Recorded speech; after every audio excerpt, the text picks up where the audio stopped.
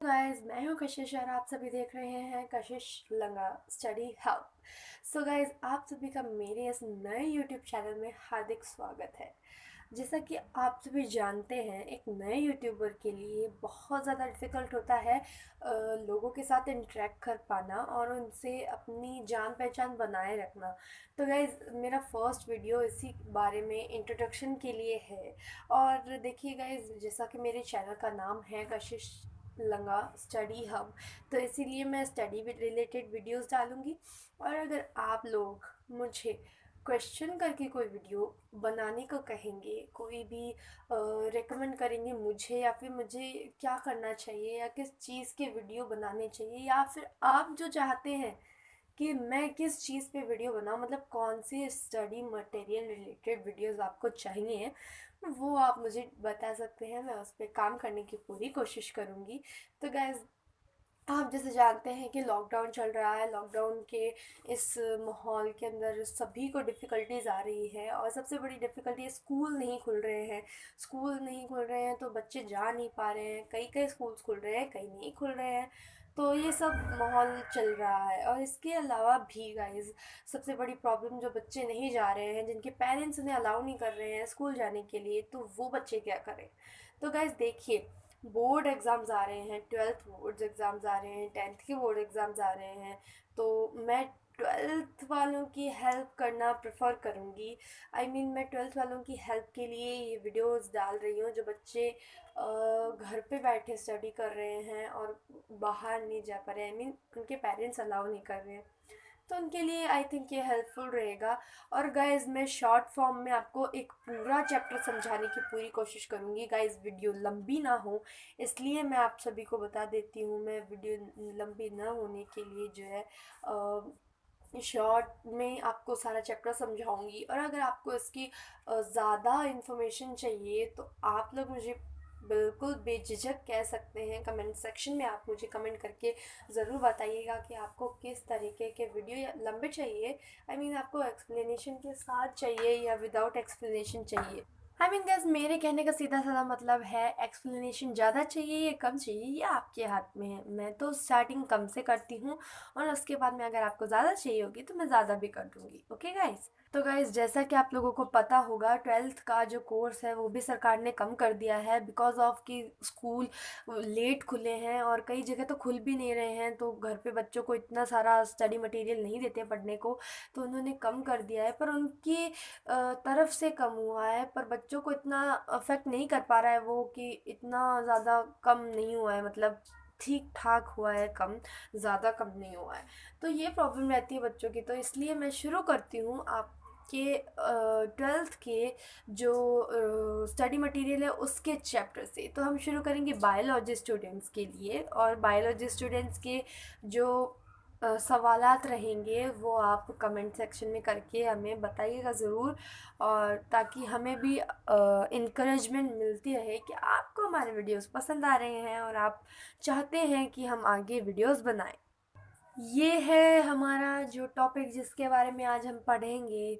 Chapter number 8 of RBSC students, RBSC biology students 12th class. Okay guys, तो ये है mineral nutrition in plants. हमें पादपों में खनिज पोषण के बारे में पढ़ना है। तो इसके अंदर शॉर्ट फॉर्म में हम पढ़ेंगे कैसे, क्विकली, वो मैं आपको बता देती हूँ। और इसके लिए हम चलते हैं आगे।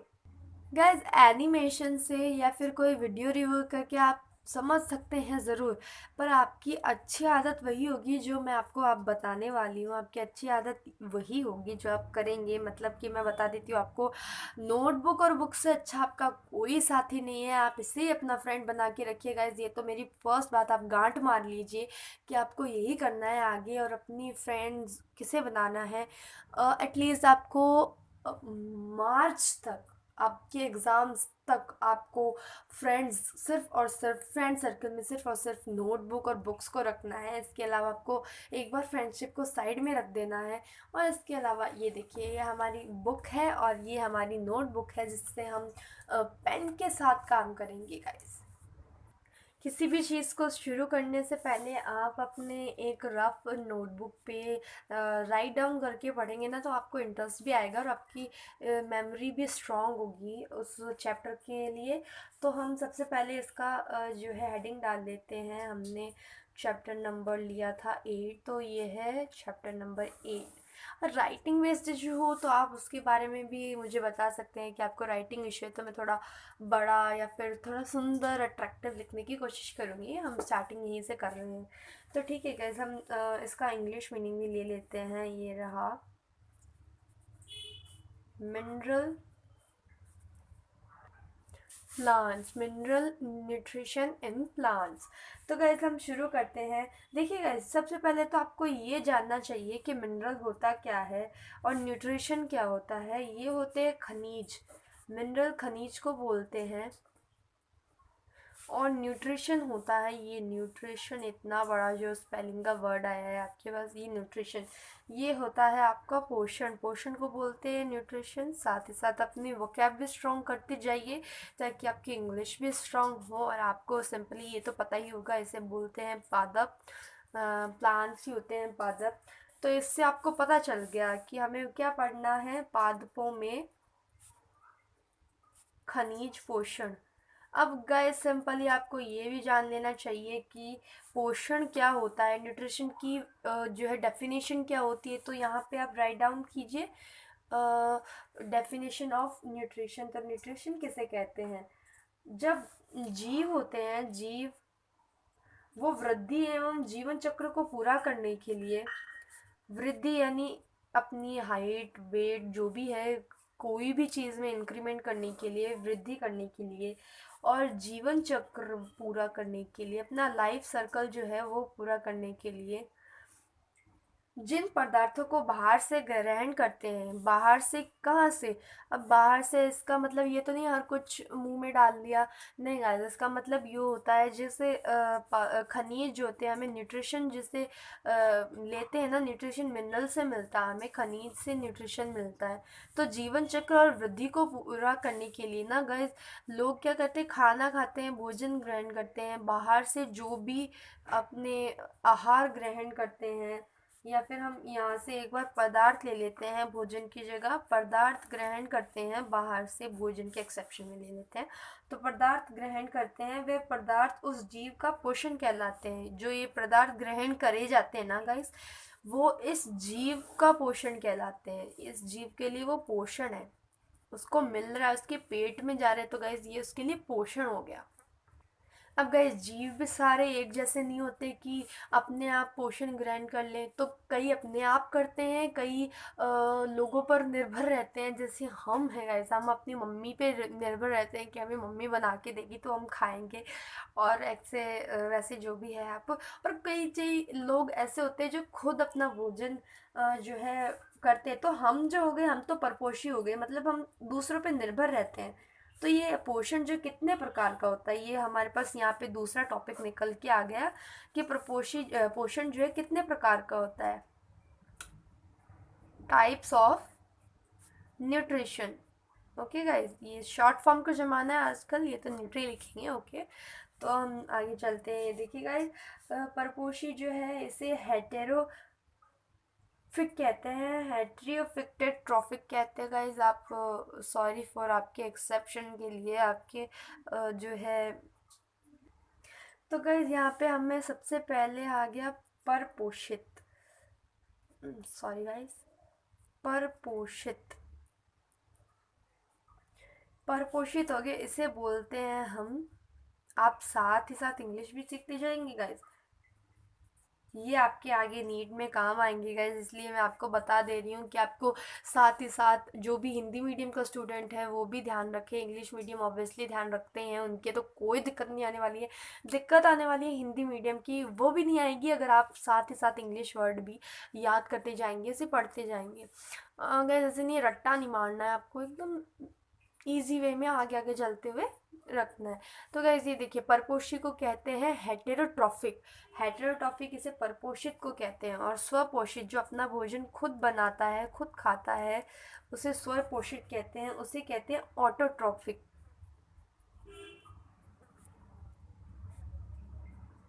ऑटोट्रॉपिक। ओके गाइस, तो ये हो गया हमारे कितने टाइप्स के होते हैं। तो इस परपोषित वे देखिए, आप ये मेरे साथ रिपीट कीजिएगा इसकी डेफिनेशन जो है।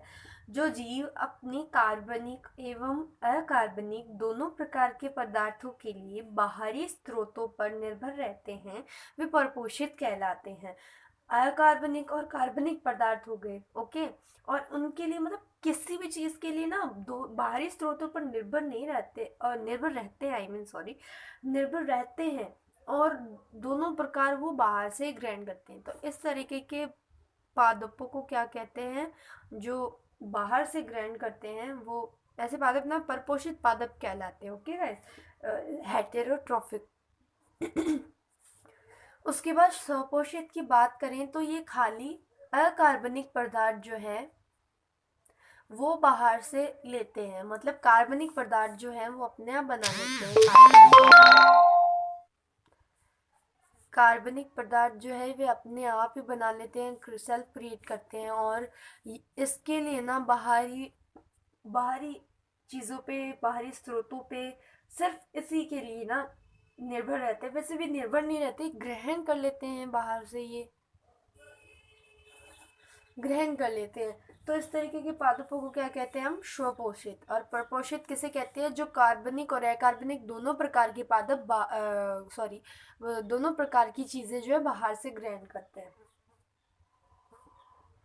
क्लोरोफिल देखिए गाइस, क्लोरोफिल एक नामक वर्णक होता है। क्लोरोफिल एक वर्णक होता है जो पौधों में पाया जाता है।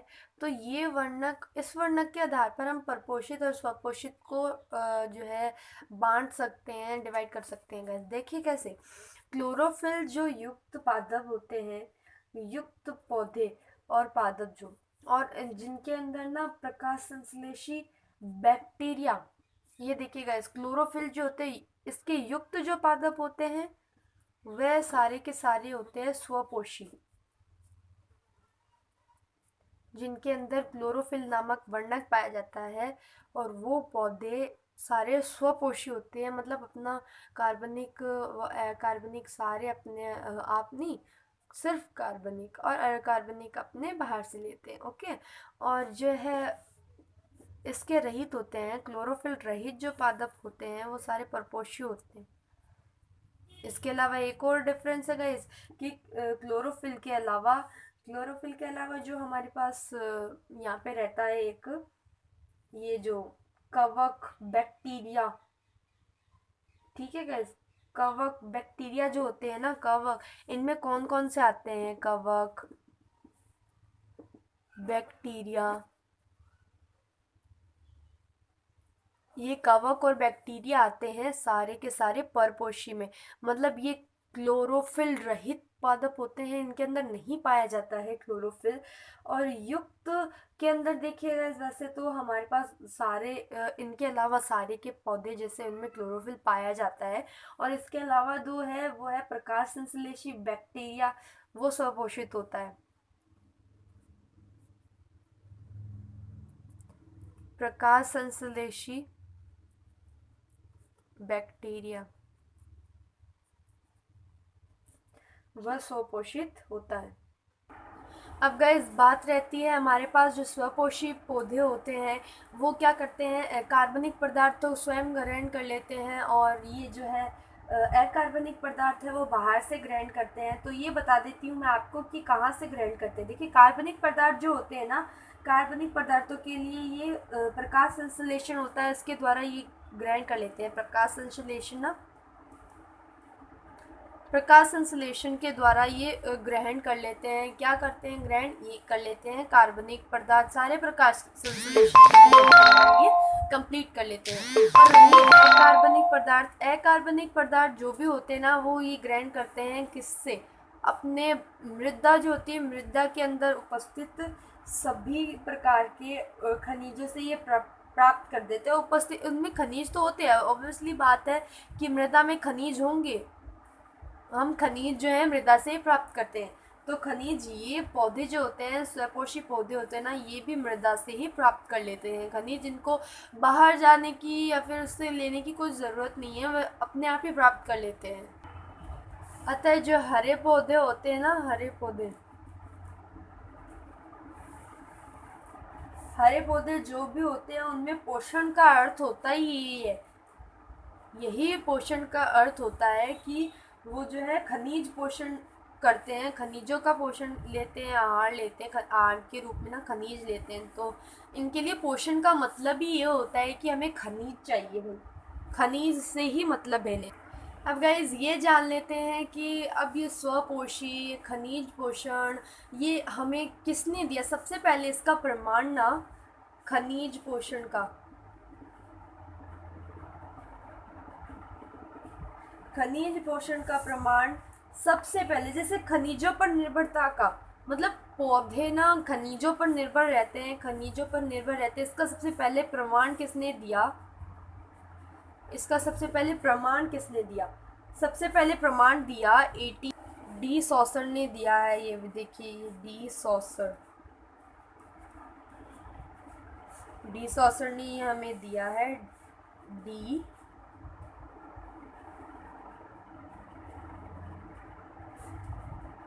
सॉसर इसके जो है खोज करता रहे हैं। और इसके बाद में 1860 में 1860 में वॉन वॉन सेक्स ने ये हमें दिया था। इसके ये दो जो है खोज करता रहे हैं इसके, एक तो डी सॉसर एंड 1860 में वॉन सेक्स, इन दोनों ने हमें ये दिया है, इसका प्रमाण दिया है। तो गाइस देखा आपने, खनिज पोषण के बारे में हमें सबसे पहले तो बताया था डी सॉसर ने, और उसके बाद में 1860 में हमें बताया वॉन सैक्स ने। इन दोनों ने ही हमारे खनिजों की निर्भरता के बारे में हमें बताया है कि किस तरीके से पौधे खनिज पे निर्भर रहते हैं एंड ऑल। और आज के लिए बस इतना ही। ऐसी ही अगली वीडियो का इंतज़ार कीजिएगा, इसी का पार्ट 2 लेके मैं जल्दी ही आपके सामने तैयार रहूँगी। And wait for the next video. And please आपने अगर इस वीडियो को देखा है तो please like subscribe and share ज़रूर कीजिएगा। ये लेंथी हुआ है मुझे पता है, बट क्यों हुआ है ये मैं आपको बता देती हूँ। ये लेंथी इसीलिए हुआ है कि मैंने एक एक चीज़ को आपको डीपली बताया है। तो आपको ये वीडियो मेरी पसंद है या फिर मैं अगली वाली वीडियो जो शॉर्ट में बनाऊँगी, एक एक क्लिप्स बनाऊँगी इसके, वो वीडियो पसंद है तो इस बारे में आप मुझे प्लीज़ बताइएगा। ओके गाइज, तब तक के लिए बाय, टाटा, टेक केयर। और कोरोना से पूरा पूरा सावधान रहिएगा लोग आप, और ध्यान रखिएगा। Bye guys.